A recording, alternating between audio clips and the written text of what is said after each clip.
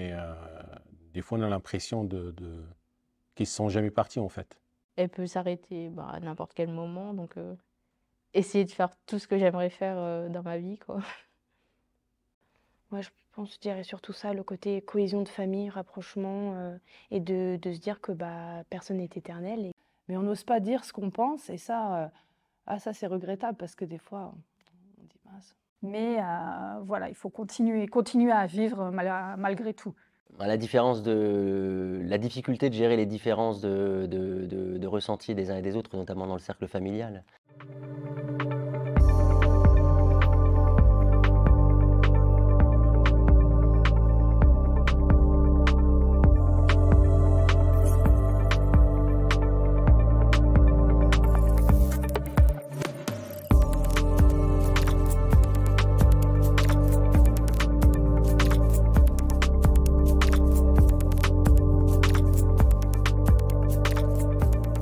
Eh ben, c'est que malgré tout, la vie continue. Certes, bon, ils sont plus là, physiquement, mais ils sont tous tout le temps présents avec nous dans nos cœurs. Et des fois, on a l'impression qu'ils ne sont jamais partis, en fait. Pour moi, ils sont toujours avec nous. Il y a toujours une présence. Il y a toujours une présence. Eh ben, on va en venir. Alors, par rapport à ces proches qui sont partis vite, je dirais vive l'instant présent. Profiter de l'instant présent. Donc, ma devise, c'est carpe diem.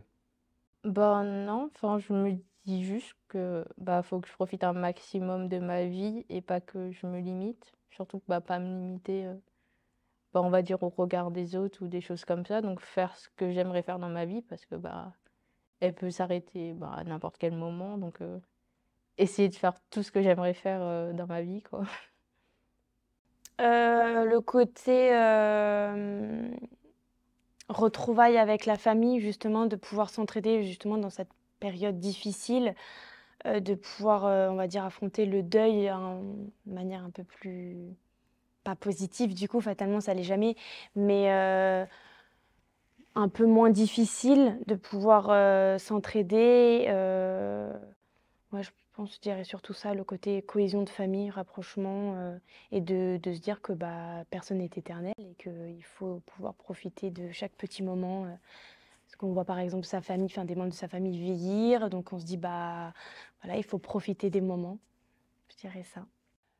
Je me demande toujours si j'ai assez profité avec cette personne et des fois, je regrette de ne pas avoir dit des choses ou d'avoir, pas assez approfondi ou parfois quand on voit les gens qui arrivent, qui sont malades, qui arrivent, ils sont dans des situations, de maladie où voilà, on se dit: «Bon, on veut peut-être pas creuser, on n'ose pas, on sait qu'il va se passer quelque chose, mais on n'ose pas dire ce qu'on pense» et ça, ça c'est regrettable parce que des fois, on dit: «Mince, maintenant elle est partie, j'aurais dû lui dire ça encore. J'ai oublié ou j'ai pas osé» et en fait, on devrait oser.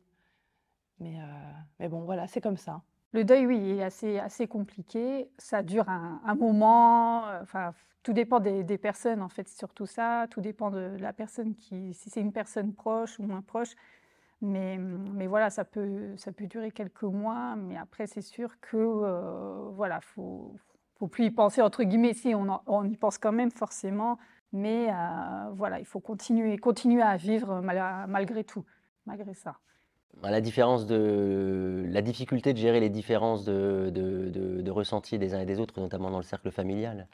C'est-à-dire que même quand il y a un décès un peu attendu, voilà, d'un grand-parent, d'un arrière-grand-parent, alors moi j'ai une approche là-dessus, encore une fois, assez cartésienne. Je me dis que c'est, même si évidemment je suis affecté, je me dis que c'est la vie voilà, enfin, c'est le cycle normal des choses, mais vous pouvez avoir dans votre entourage très proche, sœurs, cousins, cousines, etc., une sensibilité très très forte, même par rapport à ce qui paraît en fait normal. Et dans ces cas-là, il faut voilà, réussir à gérer cette différence de perception pour à la fois être peut-être celui qui va apporter un peu d'apaisement dans le moment-là, et pourtant faire preuve suffisamment d'empathie pour comprendre la détresse du moment. Après, je suis plus en, ouais, je suis plus en difficulté avec les affections qui durent longtemps sur des morts naturelles, attendues.